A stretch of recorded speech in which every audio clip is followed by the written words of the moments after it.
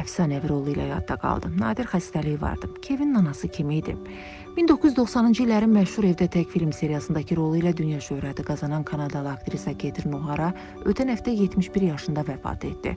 Onun ölümü kino dünyasında və pərəstişkarlar arasında böyük kədərə səbəb oldu.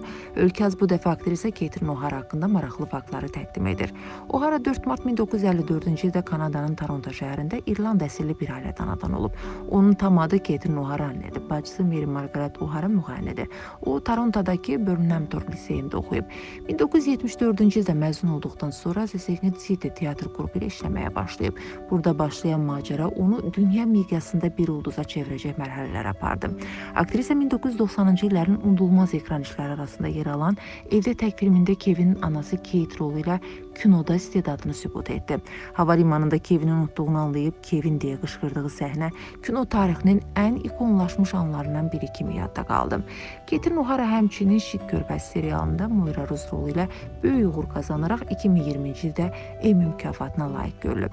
Onun zəngin karyerasına Beetlejuice, Best in Show və A Mighty Wind kimi ikonik filmlər daxildir. Aktrisanın son işi Sistuti serialı olub və o bu rolu ilə də Emmy'yə namzəd göstərilib. O'Hara karyerası boyunca ən yaxın dostu və iş ortağı Eugene Levy ilə bir çox layihədə bir araya gəlib. Onların ekran uyğunluğu komediya dünyasında qızıl standart kimi qəbul edilirdi. O'Hara təkcə aktrisa deyil, eyni zamanda qələminə etibar edilən uğurlu bir ssenarist və səsləndirmə sənətçisi idi. Catherine O'Hara'nın ölümündən əvvəl 911-ə zəng etdiyi bildirilir. Onun bu ilin 30 yanvarında ağır vəziyyətdə xəstəxanaya yerləşdirildiyi qeyd edilib. Məlumata görə səhər saat yerli vaxtla 4:48-də Catherine Los Angelesdakı evində yaşayan 70 yaşlı bir qadın təcili yardım xidmətlərinə zəng edib. O xəstəxanaya aparılıb, lakin aktrisanı həyata qaytarmaq mümkün olmayıb.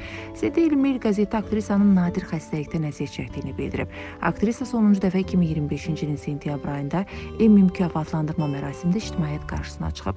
Mətbuat onun olduqca arıq göründüyünü qeyd edib. O'Hara daha əvvəl situs inversus diaqnozu ilə mübarizə aparırdı. Bu, insanların böyük əksəriyyətindən fərqli olaraq ürək və daxili orqanların bədəndə əks istiqamətdə yerləşdiyi nadir anadan gəlmə xəstəlikdir. Mən qəlb təbabətini sevirəm, amma onun bir hissəsi olmaq istəmirəm deyə aktrisa bir müsahibəsində deyib. Mərhum sənətçinin agentliyi olan Creative Artists Agency nümayəndələrinin sözlərinə görə aktrisa qısa müddətli xəstəlikdən sonra dünyasını dəyişib. Ölümün rəsmi səbəbi hələ açıqlamayıb.